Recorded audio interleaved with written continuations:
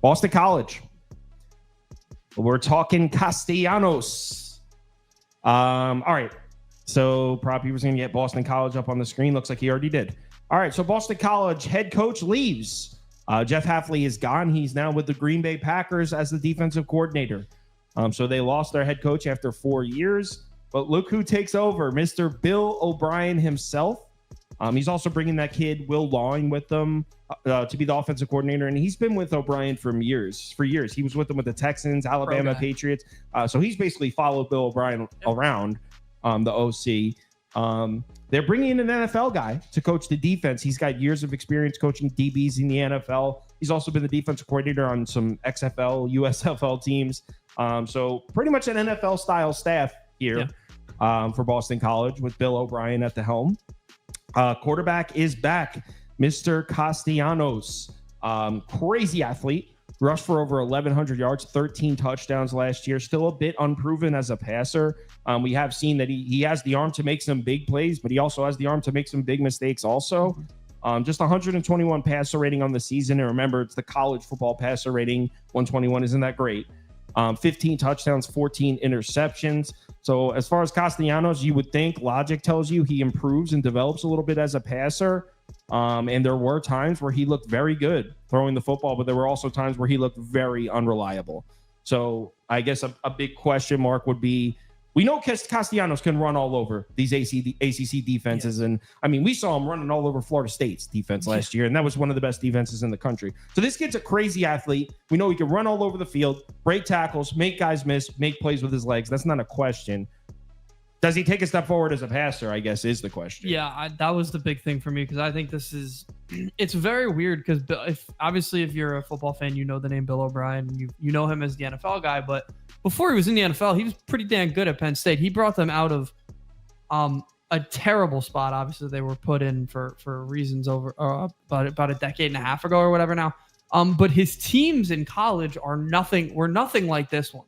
Like, this is a one-dimensional. They want to run the football. They were 19th in run frequency last year. A lot of that, obviously, is the fact the quarterback doesn't necessarily have the arm yet. But he'll have to adjust kind of the way he coaches, because those teams at Penn State weren't like this. I mean, this is a heavy-run team, and I think just maybe too one-dimensional for my liking in terms of the ACC. I know this isn't necessarily a conference where everybody wants to throw the football, but this team brings back everything that wasn't really successful last year. So I don't know if bringing in Bill O'Brien will help that. The O-line, they say, is filled with NFL caliber guys that'll be in the NFL within the next 2 years, but that's great. They ran really well last year. Will they be able to throw the ball? I don't really see it. They added a few receivers, but it doesn't really tell me that this team improved a ton. Proppy, the over is minus 150. The under is plus 130, by the way. I saw you looking.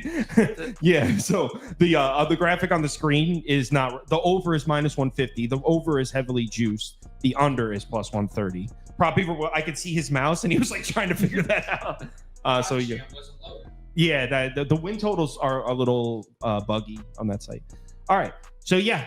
It's tough. I don't think anyone could say definitively what Castellanos looks like as a passer this year, but we do know he's going to make some crazy plays with his legs because he's a wild athlete. Now, they do bring back their top back, Robichaux. He's back. Two of their top three wide receivers are back. They also added in a few transfers. They brought in a kid from Vandy, kid from Texas Tech.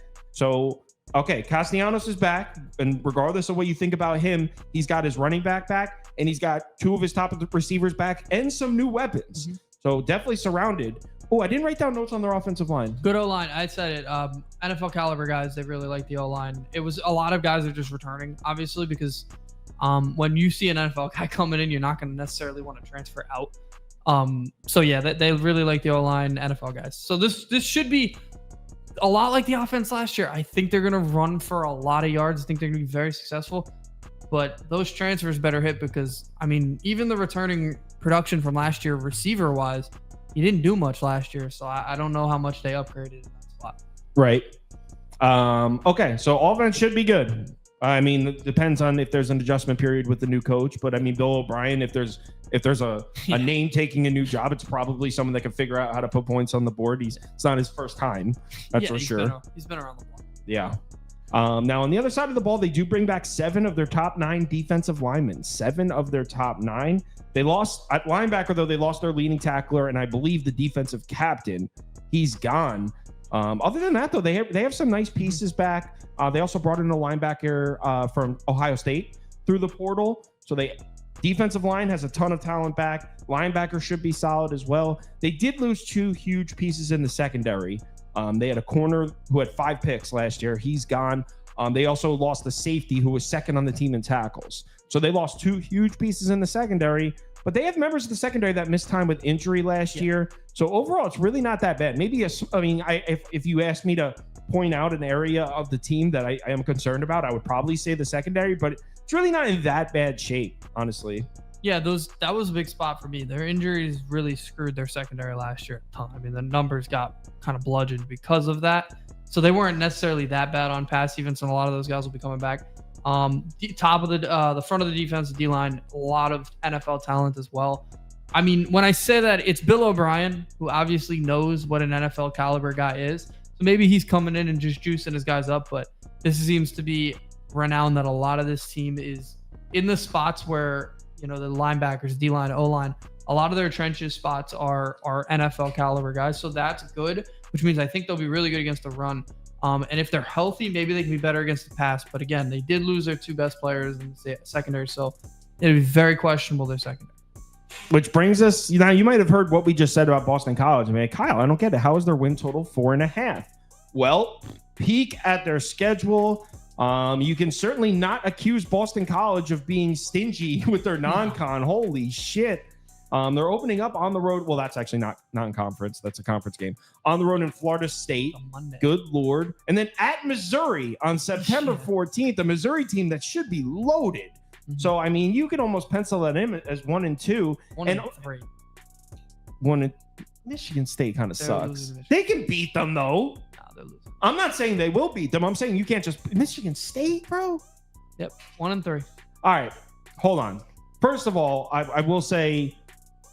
You may look at Florida State and be like, hey, they gave Florida State a game last year. That's exactly why Florida State's going to not play around with them this year. That's Florida State's second game as well. So Florida State will already have a game in the books. It'll be. Okay, so let's say 1 and 3. Although I think they steal Michigan State or Western Kentucky.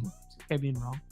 Oh, they're going to beat Western Kentucky. Oh, you love them. So, all right. So they beat Western. They're 2 and 3 after the Western Kentucky game. At Virginia, I haven't looked at Virginia. Virginia's gonna have a rough year again. I think Tony Elliott could lose his job. So that's 3 wins. At Virginia Tech lost. They're losing to Virginia Tech at Virginia Tech. What's Louisville look like? Louisville's gonna be a very good team this year. The defense should be loaded, right? Yeah, and they brought in a quarterback they really like. Syracuse should be. Syracuse is winnable, but that's I won't a win. say that's no, that's a win. I don't know. There's a lot of talent on Syracuse. They're gonna lose. So they win the wins. Duquesne, Western Kentucky, Virginia, Syracuse at SMU is tough. And I think the rest of the schedule. UNC is probably a loss. Pitt's probably a loss too. I really don't like the schedule for them. No, they should be Pitt at home. Let's put them at 5. Give me the over. I mean, I'm not betting it at minus 150. Really? You put them at okay? Yeah. All right, next. They could lose the Western Kentucky game. So, there are games where... Yeah, but I think they could beat Michigan State. Michigan State sucks, dude. They don't suck. I have a bet on them already. All right, next up. SMU. Another team where it's like you wouldn't think of them as sleeper picks in the ACC, but honestly, the ACC not that strong of a conference, and SMU... The Stangs, they're looking pretty good. So same coaching staff.